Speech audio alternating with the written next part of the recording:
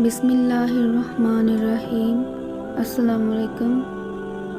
نیک فطرت آدمی ایک شخص نہایت خوش خلق اور نیک سیرت تھا۔ وہ بروں کو بھی بھلا کہتا تھا کیونکہ اپنی نیک فطرت کی وجہ سے اس کی نظر ان کے عیبوں پر نہیں جاتی تھی۔ جب اس نے دنیا فانی سے کوچ کیا تو کسی نے خواب میں دیکھا اور پوچھا، مرنے کے بعد تیرا کیا حال ہوا؟ اس نے ہنستے ہوئے جواب دیا کہ الحمدللہ مجھ پر کوئی سختی نہیں کی گئی کیونکہ میں نے کبھی کسی کے ساتھ سختی نہ کی تھی۔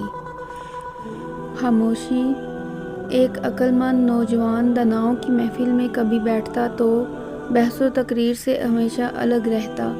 ایک دفعہ اس کے باپ نے کہا، برخوردار، تم داناؤں کی مجلس میں گونگوں کی طرح چپ چاپ کیوں بیٹھے رہتے ہو؟ عقل مند نے عرض کی، قبل اس اندیشے کے کہ مجھ سے کوئی ایسی بات نہ پوچھی جائے جس کا جواب نہ دے سکوں اور خام خواہ شرمندگی حاصل ہو۔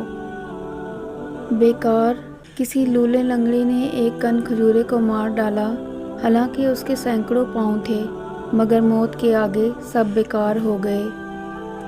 جوتا اور پاؤں، زمانے کی گردش اور دنوں کی سختی سے میں کبھی دل شکستہ اور رنجیدہ نہیں ہوا، مگر ایک بار ضرور ملال ہوا جب میرے پاؤں میں جوتی نہ تھی اور نہ خریدنے کو جیب میں پیسہ تھا۔